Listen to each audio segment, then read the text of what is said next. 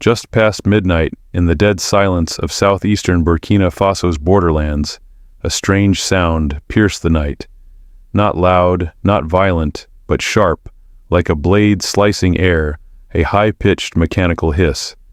No one saw it coming, but within seconds hell descended. A drone compact stealth-coated with no visible lights, swept across the sky like a phantom, and then, boom! A flash lit up the dark.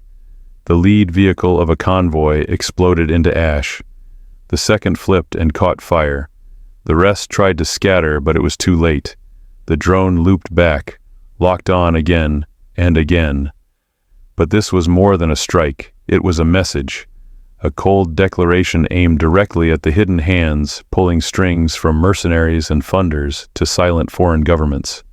Because the men killed weren't random insurgents. They were professional mercenaries armed with Western rifles carrying English-printed tactical maps, encrypted military radios, and most chilling of all, strategy binders bearing CIA and French defense markings. They weren't just here to sabotage an oil refinery. They came to strangle a nation's dream of sovereignty. And for the first time in modern African history, a small nation didn't wait to be attacked. It struck first, with precision, with finality, leaving no one alive. The world was stunned. Western analysts muttered, "This we did not expect." 2 nights before, the drone ignited the desert sky. Something stirred in the silence. A signal brief and encrypted bouncing off towers in Nigeria, Ghana, and then Ouagadougou, 3 pings. One undeniable fact: someone was operating from inside Burkina Faso's capital, and they weren't friendly. The intercepted call was short-coded in military encryption, but one phrase stood out and sent a chill through the country's Signals Intelligence Division. Operation Broken Spine begins in 72 hours. It wasn't a threat, it was a deadline. Within minutes, decryption teams cracked the accompanying data packet. A crude satellite image emerged, grainy but unmistakable. It was the Koudougou oil refinery, a crown jewel in President Ibrahim Traoré's economic independence campaign. Underneath the image, target coordinates. Above it, a timestamp. The implication was terrifying. The mercenaries weren't on their way. They were already inside. Burkina cyber teams immediately mobilized. Cross-border surveillance networks activated. Eyes from Niger, Mali, and domestic AES allies swept the southeastern corridor. Reports poured in: vehicles traveling without headlights, off-road routes, circumventing standard checkpoints. Tactical gear glimpsed through grainy night vision footage. One image said it all: a man in full black tactical loadout face, uncovered holding a map, the ink still fresh. On his forearm, a tattoo of the Nigerian Armed Forces. On his shoulder, a patch once issued to West African peacekeepers, trained by Western contractors. Whoever these men were, they weren't rebels. They were trained, disciplined, and far too well equipped for a freelance operation. In the war room beneath Ouagadougou's presidential complex, President Traoré convened an emergency council, 5 officers, no civilians, no debate. As he paced silently, satellite images of the convoy rotated on the screen maps, flickered with red markers inching closer to the refinery. The clock was ticking. Then Traoré turned eyes calm but razor-sharp. If they reach the refinery, he asked, what happens? The answer was instant. We lose the project, we lose momentum, and we lose the people's trust. That was enough. With no theatrics, no hesitation, he issued the order. Deploy the drone. Terminate the threat. It wasn't a flex. It wasn't retaliation. It was cold survival, preemptive action in an era where waiting meant dying. Within hours, the Nairi 7 drone, a stealth hybrid engineered under Burkina Faso's Sovereign Defense Tech Initiative, was prepped and airborne. Developed in secret with North Korean schematics and Russian hardware input, it had been refined through covert test flights in northern Mali and encrypted AES software overlays. This wasn't just a drone, it was a doctrine. Its mission was clear: neutralize every hostile before they crossed the red line. Within 12 minutes of the command, the drone had identified, verified, and locked onto the convoy. The payload, 2 heat-seeking missiles and a fragmentation charge, was optimized to vaporize armored vehicles without damaging nearby infrastructure. Perfect for protecting oil sites, deadly for those who approached them uninvited. What followed wasn't war. It was a surgical elimination. The first blast split the night like thunder. The second flipped steel into flames. The third ensured no escape. When ground teams arrived, they found blackened soil, twisted wreckage, and silence. Every mercenary neutralized. But the real story was just beginning. The battlefield wasn't just physical. It was political, technological, and psychological. And Burkina Faso had just redrawn the map, not with ink, but with precision fire. The message was clear: you do not sabotage our sovereignty and walk away. Traoré's decision wasn't just tactical, it was symbolic. For decades, African nations had waited for approval, waited for help, waited for someone else to act. Not anymore. On that night, Burkina Faso didn't wait. It hunted first. 2 days before the sky exploded, a signal flickered across Burkina Faso's surveillance grid. Less than 10 seconds, but what it revealed shook intelligence command to its core. It didn't originate from one source, it pinged across 3 towers: Nigeria, Ghana, and Ouagadougou. An encrypted burst of data jumping 3 regions could only mean one thing: a traitor was operating inside the capital. The call was buried under layers of encryption, the voice warped by digital filters, but the last words rang like a bullet in a bunker. Operation Broken Spine begins in 72 hours. It wasn't a warning. It was a countdown. Within 15 minutes, decryption teams cracked the data payload. The screen lit up with a blurred satellite photo, unclear but undeniable. The Koudougou oil refinery. Underneath, precise GPS coordinates. Above it, a timestamp. The invaders weren't coming. They were already in place. Immediately, the AES military network went on full alert. Reconnaissance drones from Niger scanned the southeastern corridor. What they found chilled every officer watching convoys moving without lights, without plates, stopping at makeshift checkpoints, avoiding every official border. One image stopped the war room cold: a man in all-black tactical gear, face exposed, holding a map. On his arm, a Nigerian military tattoo. On his shoulder, a patch once issued to peacekeeping forces trained by the West. These weren't rebels, these were professionals, trained, armed, paid to sabotage. President Ibrahim Traoré didn't wait. He summoned his war council that same night. No politicians, no press, just 5 top commanders. One bunker, one question. If they reach the refinery, then what? One response: we lose the project, we lose momentum, we lose the people. That was all Traoré needed. He gave no speech, just one nod. Then he issued the command: deploy the drone, eliminate the target. 12 minutes later, the Nairi 7, an experimental drone co-engineered with North Korea and Russia under Burkina Faso's Sovereign Defense Program, was airborne. Fed by AES intelligence, guided by encrypted AI navigation, and armed with heat-seeking missiles and precision fragmentation charges. The mission erased the convoy before it reached national assets. 3 passes, 3 strikes, no survivors. When the fire died down and the smoke cleared, what remained wasn't just scorched metal or smoldering soil. At exactly 5:00 a.m., as the desert wind howled over the blackened wreckage, Burkina Faso's military investigation team arrived at the strike site. And within hours, they realized this wasn't just a foiled sabotage attempt. It was the tip of a calculated professional kill mission. And the bodies lying in the sand weren't just hired guns. One of the charred bodies still had part of his tactical vest intact.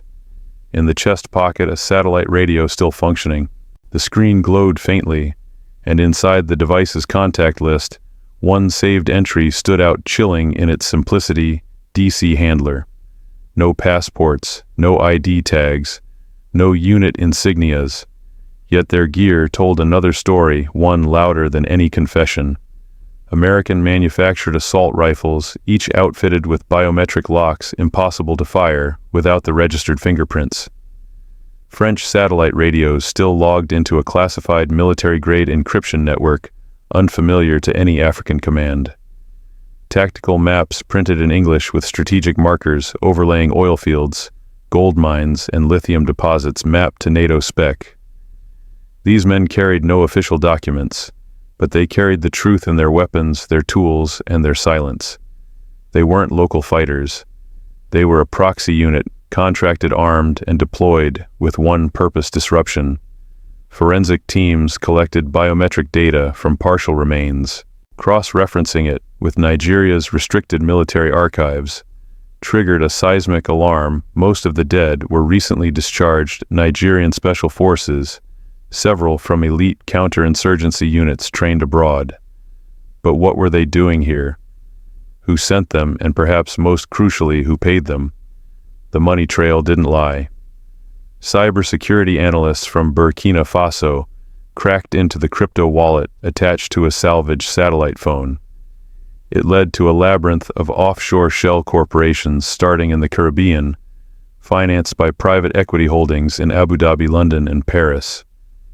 The transfers were neatly disguised under logistical support for mining operations. But that wasn't the bombshell. Inside a scorched tactical backpack, investigators found something few expected to survive. The blast, a field operations binder, charred, water-stained, but shockingly intact. It contained aerial imagery-coded radio formats and diagrams of assault formations. Each page was marked in bold red ink, Foreign Asset Liaison, Priority Objective. The real shock came from the source logs of the communications protocols. Every message relayed during the mission was routed through a server cluster in Langley, Virginia, the beating heart of CIA headquarters. And then came the name. From fragmented audio recovered from damaged comms gear, one call sign kept repeating Falcon Hand. It wasn't new.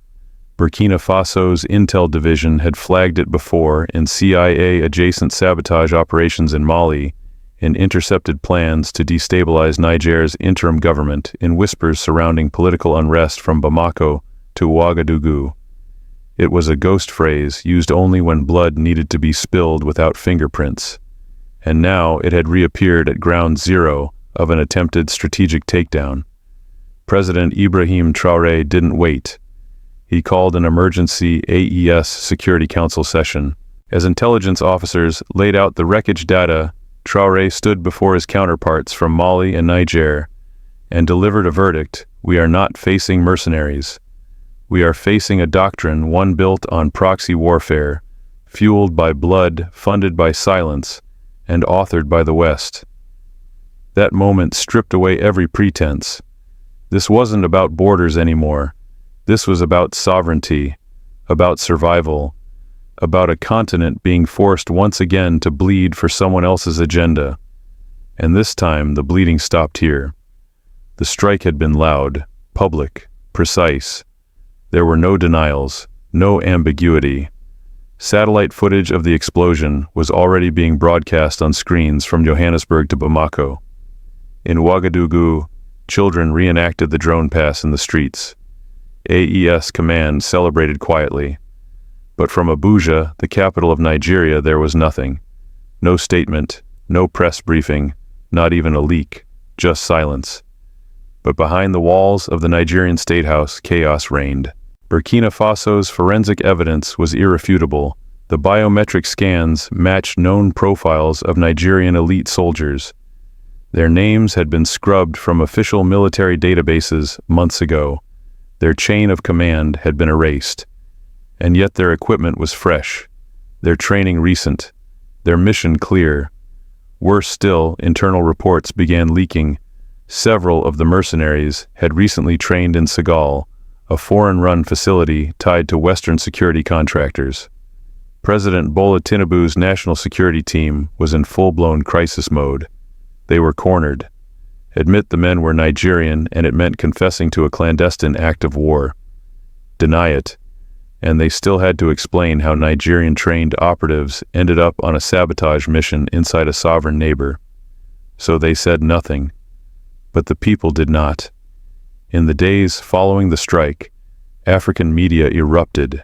Analysts, activists, and average citizens filled the airwaves with one burning question: was Nigeria trying to destabilize Burkina Faso under foreign pressure? Nigerian news outlets were divided. Some denounced the mercenaries, demanding a full investigation.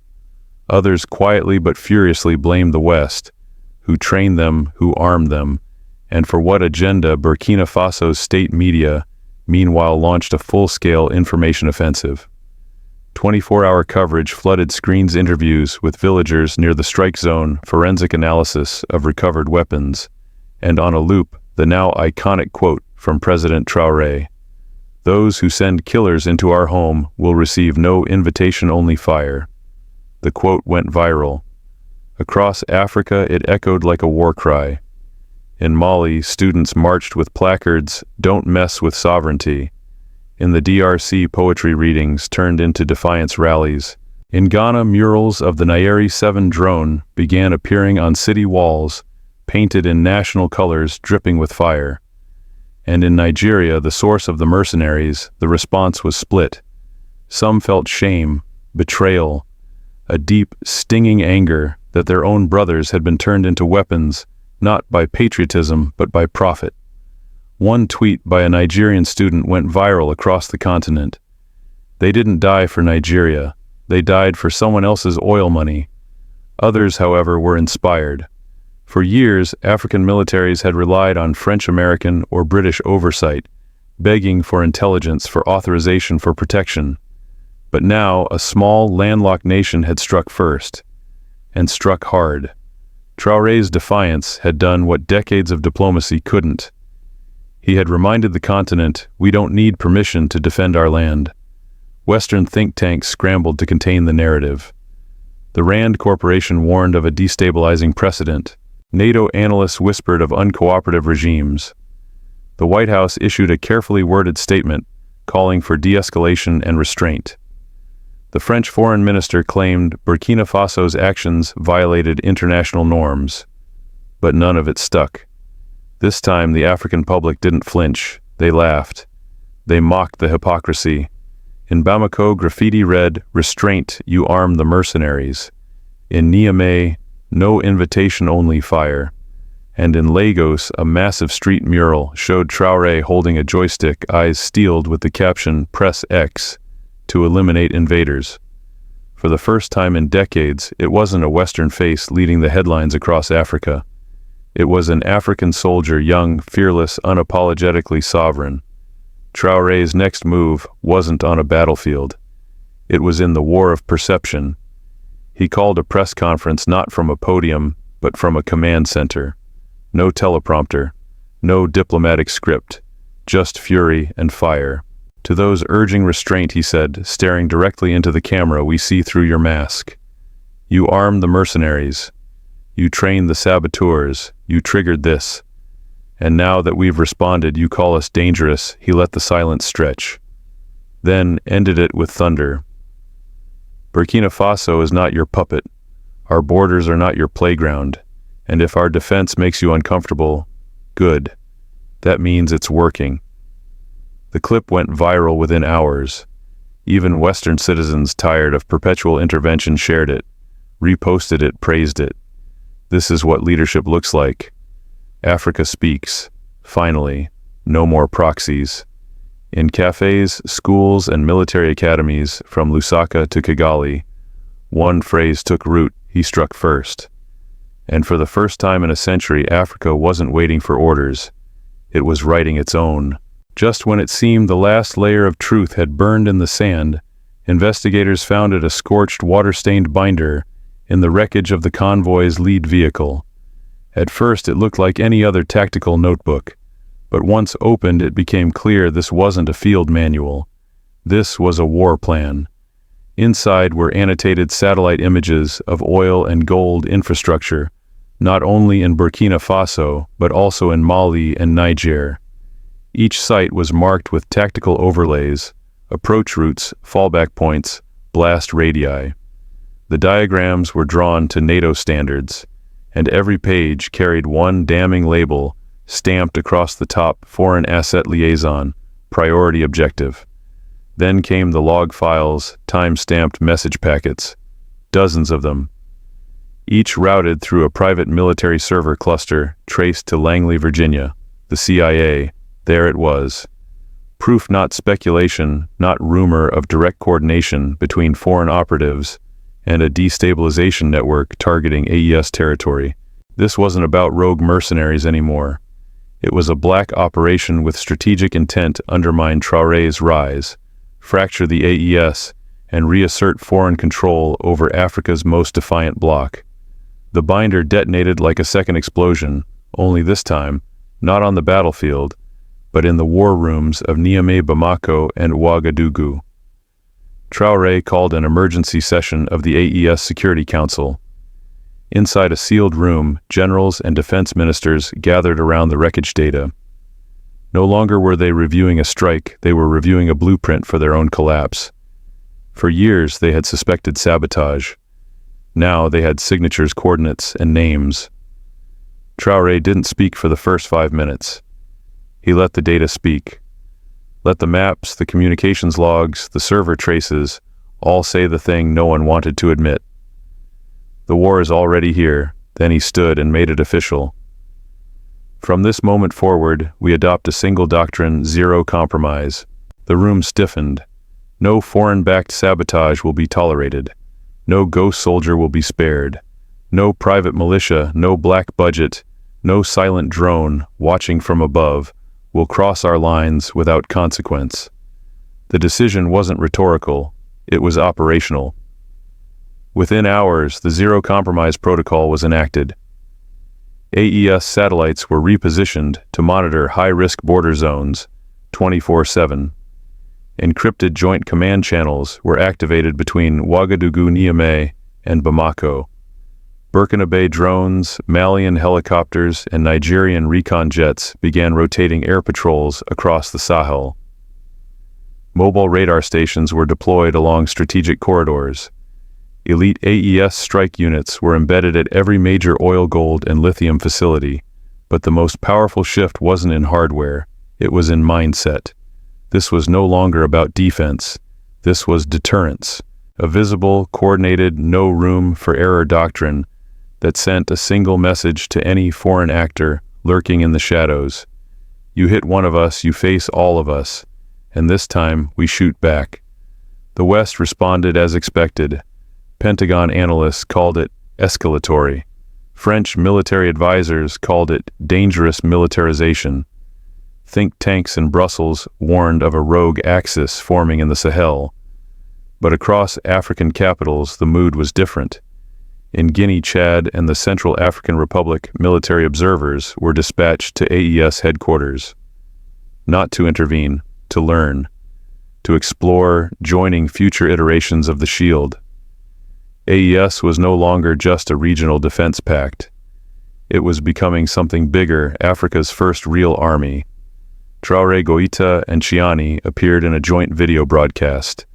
No fanfare, no medals. Just 3 commanders in uniform seated at one table. Their words were simple: we are no longer alone. We are the Shield, and we are ready. It wasn't a press release, it was a warning. And behind the podiums in Washington and Paris, officials knew they had miscalculated. Burkina Faso wasn't supposed to fight back. Mali wasn't supposed to recover. Niger wasn't supposed to unite. And together they weren't supposed to survive, but they did. And now the world had a new reality to face. The war had started in whispers. It had erupted in fire. And now, it was a doctrine. The explosion of the drone strike had already shaken governments. But what came next wasn't orchestrated by generals or ministers. It came from the ground, from the streets, the students, the artists, the people. In Ouagadougou, tens of thousands gathered outside the National Assembly, not to protest, to celebrate. Flags of Burkina Faso and AES fluttered like flames in the wind. Women painted red lines across their cheeks. Young men hoisted drone replicas made of cardboard and scrap metal, chanting a single word Nayeri. In Bamako, classrooms paused their lessons to watch President Traoré's speech, replayed for the third time that day. In Niamey, engineers designed memes overlaying the drone's image with the phrase, "Zero compromise, zero apology." This was more than national pride. It was awakening. Something had shifted not only in strategy or weapons, but in collective identity. Africa wasn't pleading anymore. It was warning. It wasn't seeking partnership. It was enforcing boundaries. And it wasn't led by diplomats in suits. It was led by soldiers who didn't wait for permission to defend their land. In Lagos, a city that just days earlier had been reeling from the implication that its own soldiers were involved in the sabotage, something strange happened. People began to speak out, not against Burkina Faso, but against their own silence. Students held vigils, not for the mercenaries, but for the truth. A popular Nigerian poet posted, "They were our brothers, but they weren't fighting for us." Across Instagram, TikTok, and X, formerly Twitter, a wave of hashtags surged across African cyberspace. Nayeri rises, Traoré, the shield, Africa will not kneel, sovereignty or death meme culture exploded. Traoré was photoshopped in video game covers, Call of Duty Sahel Front. Drone strike footage was remixed with Afrobeat anthems. Artists in Dakar painted murals of the drone, shaped like a panther mid-hunt, with the words, "If you come with fire, you'll leave with ash." But it wasn't just street culture. In universities across the continent, something far more serious took root. Debate forums were flooded with one question: what if this is the model we've been waiting for? For generations, Africa had been divided by colonizers, borders, foreign policy advisors, and multinational corporations. But now it had a symbol, a unifying doctrine, not based on ideology, but on refusal. Refusal to be exploited, refusal to be infiltrated, refusal to bow. Traoré became more than a president. He became an archetype, not perfect, not saintly, but undeniably real, young, defiant, unapologetically African, a symbol of what happens when the hunted decides to hunt. In Johannesburg, a youth conference titled "The Day Africa Fought Back" sold out in hours. In Nairobi, a panel of female drone engineers shared how the strike validated years of ignored innovation. In the DRC, soldiers painted the phrase "Don't test us" across their outposts. And all across the AES, school curriculums began to shift. In Burkina Faso, children now learned the acronym Nayeri, not as a drone, but as a national value: never accept invasion, even remotely implicitly. The West didn't know how to respond. Their narratives of instability, escalation, and violation of international norms rang hollow. Because this time, the receipts were on the African side.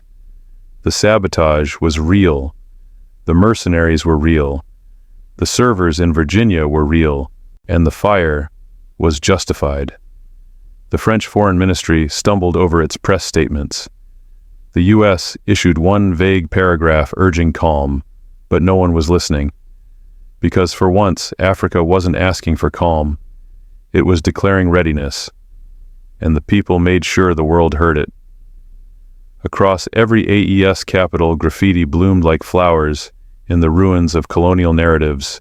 Don't tread, don't test, don't try. This land is not your chessboard.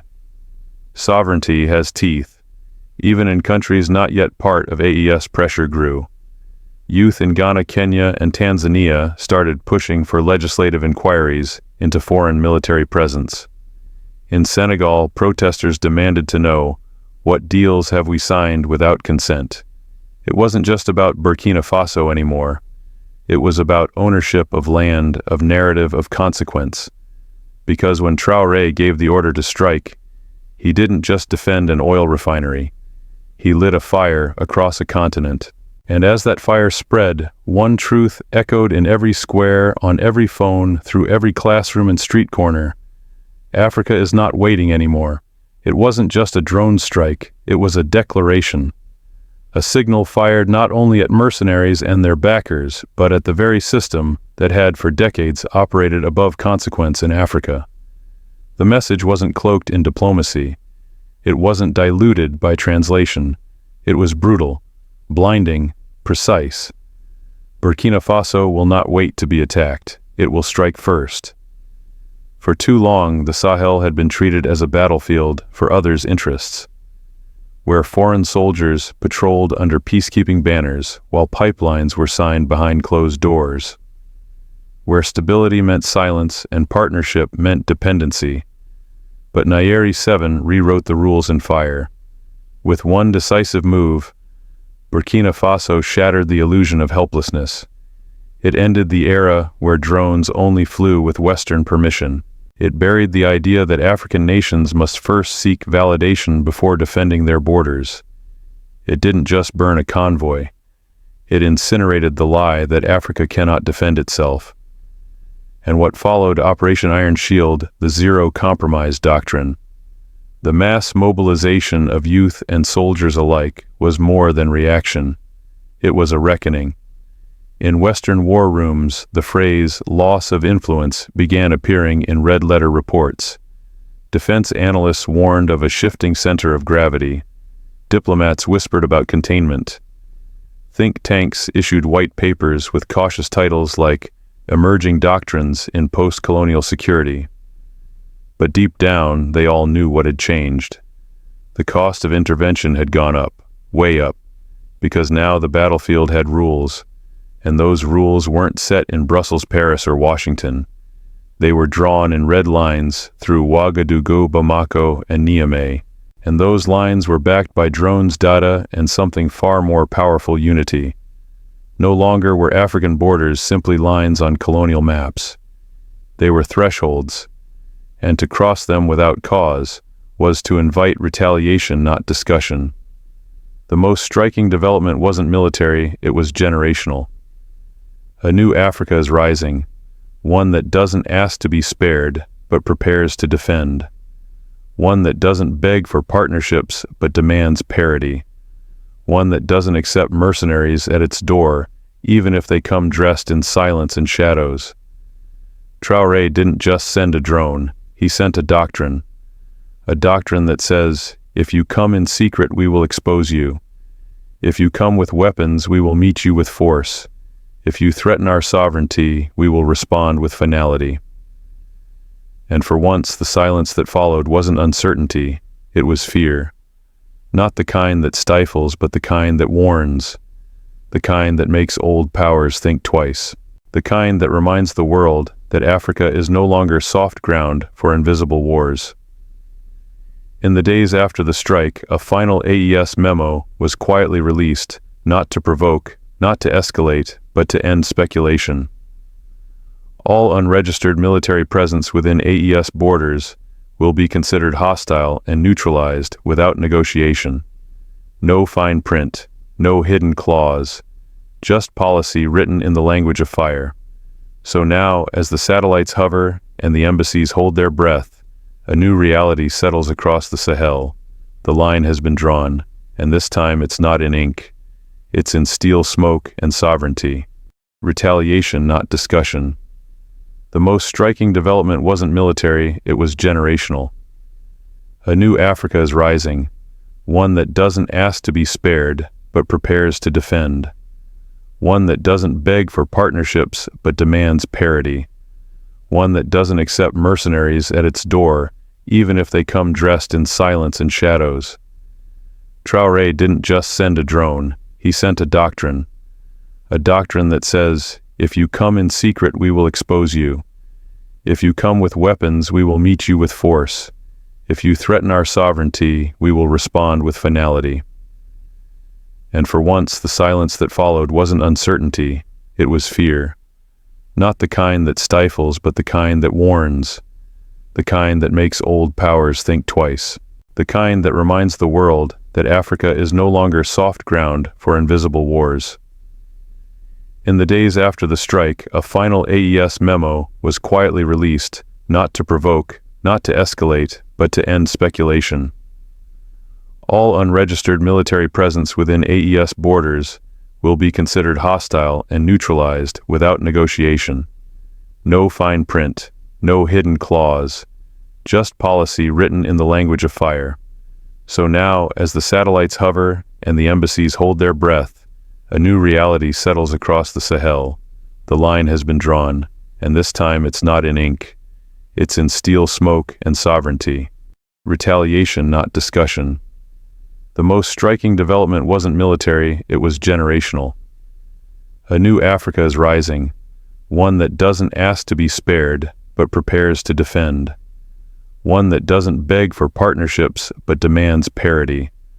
One that doesn't accept mercenaries at its door, even if they come dressed in silence and shadows. Traoré didn't just send a drone, he sent a doctrine. A doctrine that says, if you come in secret, we will expose you. If you come with weapons, we will meet you with force. If you threaten our sovereignty, we will respond with finality. And for once, the silence that followed wasn't uncertainty, it was fear. Not the kind that stifles, but the kind that warns. The kind that makes old powers think twice. The kind that reminds the world that Africa is no longer soft ground for invisible wars. In the days after the strike, a final AES memo was quietly released, not to provoke, not to escalate, but to end speculation. All unregistered military presence within AES borders will be considered hostile and neutralized without negotiation. No fine print, no hidden clause, just policy written in the language of fire. So now, as the satellites hover and the embassies hold their breath, a new reality settles across the Sahel. The line has been drawn, and this time it's not in ink. It's in steel smoke and sovereignty.